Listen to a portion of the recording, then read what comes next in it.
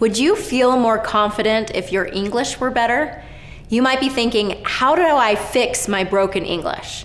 However, your English isn't broken in the first place. And at the end of this video, we will go over some listening exercises that will improve your English pronunciation today.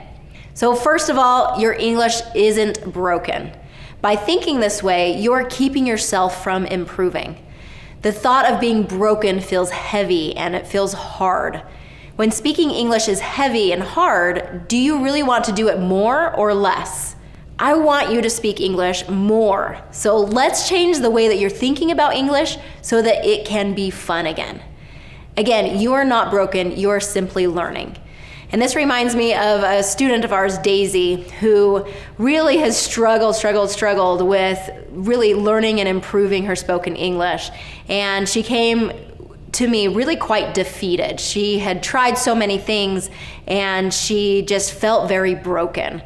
And as we worked with her, there was quite the transformation that I'll kind of talk about a little bit later. So let's talk about this process of improving your spoken English. Okay, I like to compare it to playing the piano. When you're learning to play the piano or any other musical instrument, but we'll use the piano for this example. When you're learning to play the piano, you would not describe your piano playing skills as broken. There's nothing broken about learning to play the piano, and especially just beginning to learn to play the piano. Okay? You simply haven't learned all of the rules and the skill of playing that musical instrument. You also haven't practiced enough in the right way to be completely expert or proficient in that skill. You might want to be at a higher level in your piano skills, but without going through the necessary steps to learn the skills step by step and practice, you won't become an expert. It takes time and very deliberate practice, and if you haven't done the work of an advanced piano player, then you can't expect to perform at that level yet. Now, I love this word yet.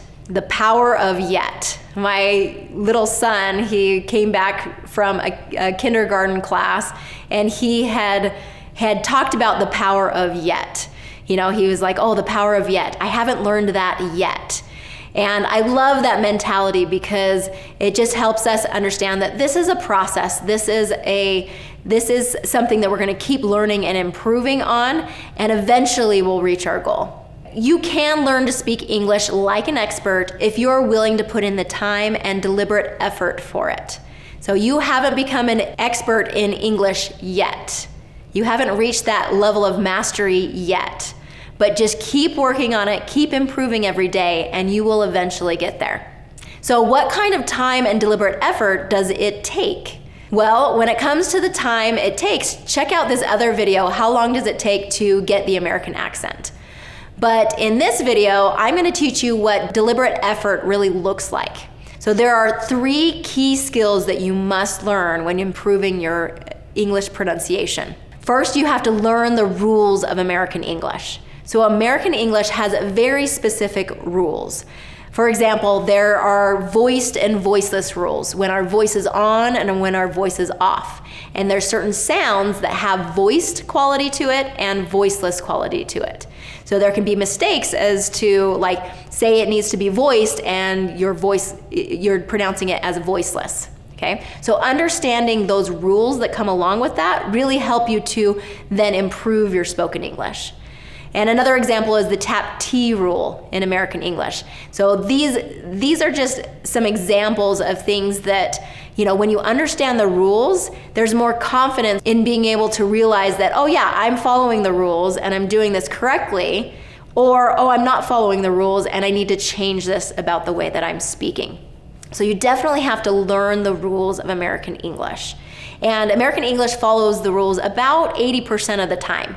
So if you can gather up and understand that 80%, then that 20% of the exceptions then are not going to feel so overwhelming when you come across them. You'll be able to know, oh, that's an exception, and you know, I understand the rules and that's just an exception.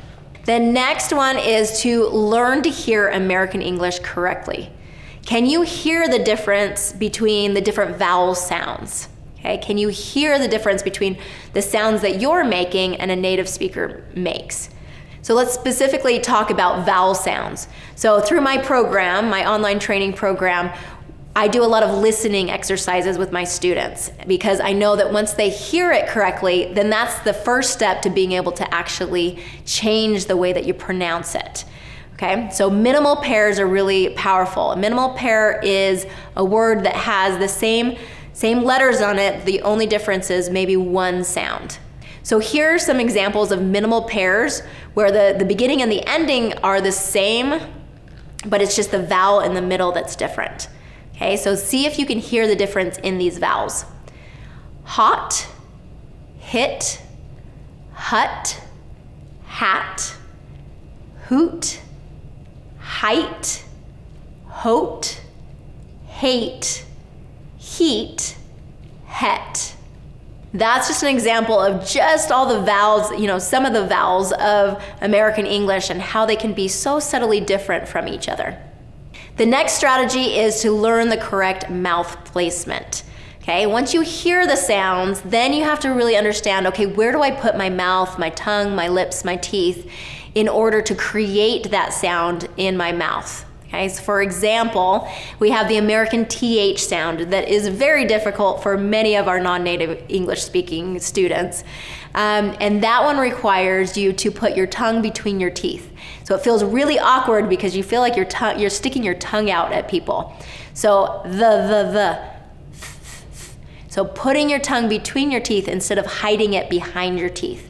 And that's what I commonly hear from my students is instead of this, they're saying dis with their tongue behind their teeth. So incredibly important to be able to get that right mouth position. All right, so to summarize, your English is not broken. It's in progress. You haven't reached mastery yet. Okay, but as you continue to learn and improve every single day, just even by a little bit every single day, you'll be able to work towards that goal. You are learning and growing in your English every single day. You are improving more than you think you are. Okay, just by being here and listening to this video, you are improving, so way to go. Now, keep putting that time and deliberate practice in, and you'll be amazed at the progress you'll make in the coming weeks, the coming months, and years. So let me talk to you about Daisy. So Daisy kept coming to our study groups, and although she maybe wasn't as consistent as she wanted to be, she still was making that progress day by day by day by day. Okay, and she's still in that process. She still has things that she's working on and things that she's improving. But I can see that her skill is improving, her awareness is improving, and her confidence is building.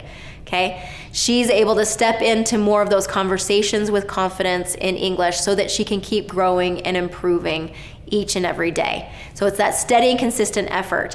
And I recognize that life is crazy. We're not going to be perfect in the way that we're learning American English.